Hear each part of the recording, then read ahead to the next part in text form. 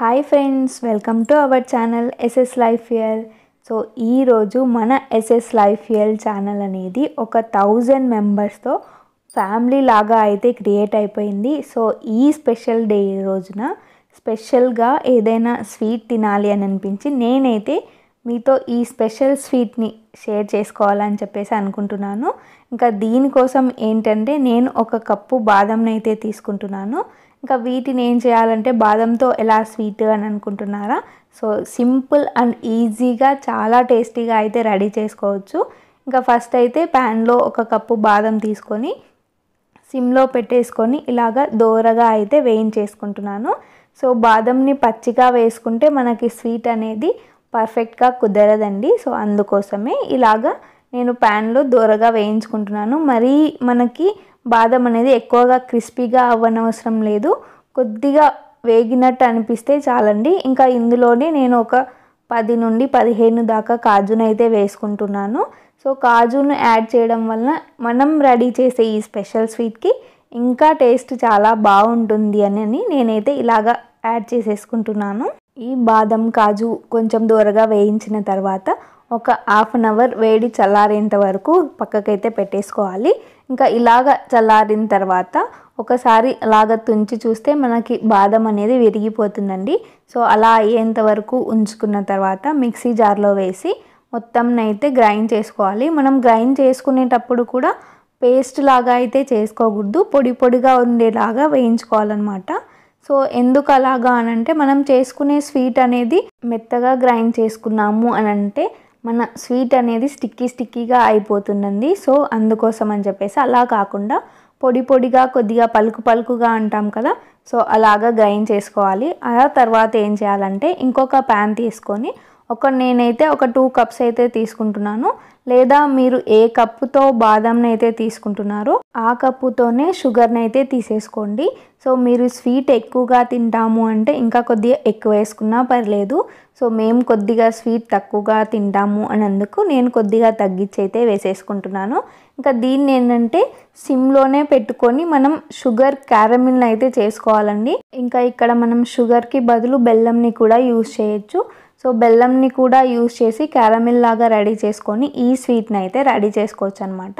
నేనైతే ఇక్కడ షుగర్ని యూజ్ చేసి ఇలాగా క్యారమిల్ని అయితే రెడీ చేస్తున్నాను. మామూలుగా ఏంటంటే చక్కెర వేసి వదిలేసామనుకోండి, సో మనం కింద ఫ్లేమ్ పెట్టింటాం కదా, సో దానికి చక్కెర గడ్డ కట్టిపోతుంది. సో మధ్యలో కలుపుకుంటూ చేసుకుంటే కనుక మనకి పర్ఫెక్ట్ స్టైల్ క్యారమిల్ అయితే రెడీ అయిపోతుంది.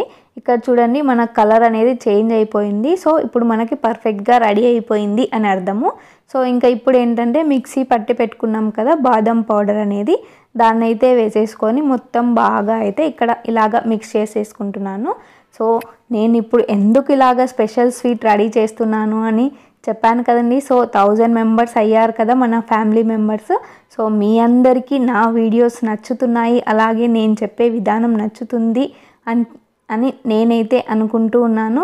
సో మీ అందరి అభిమానం ఇలాగే ఉండాలి. సో నేను ఇలాంటి మంచి వీడియోస్ ఇంకా ఎన్నో పోస్ట్ చేస్తూ ఉండాలి అని చెప్పేసి మీ అందరికీ నా తరపున కృతజ్ఞతలు అయితే చెప్పుకుంటూ ఉన్నాను.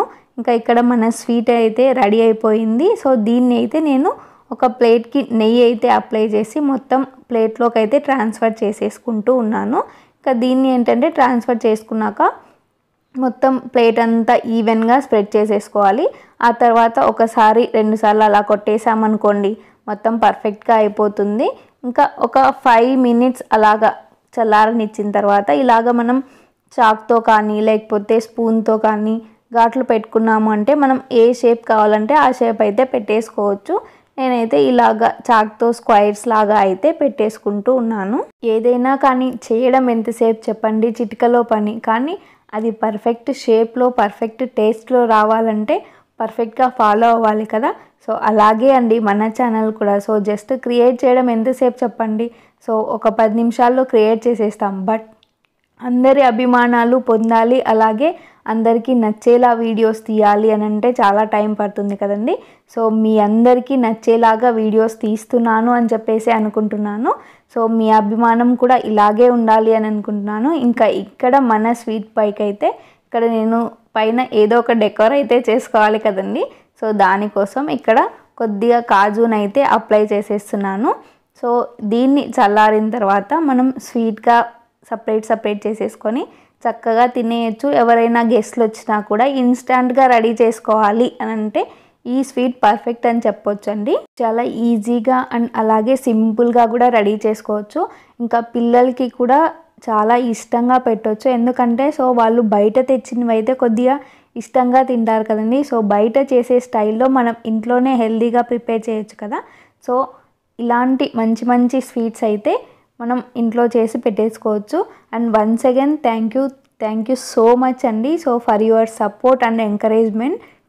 సో ఇలాగే మంచి వీడియోస్, మంచి పోస్టులు, మంచి రెసిపీస్ అయితే నేను మీతో అయితే షేర్ చేసేసుకుంటాను. మీ సపోర్ట్ కూడా నాకు ఎప్పుడు ఇలాగే ఉండాలని చెప్పేసి కోరుకుంటున్నాను.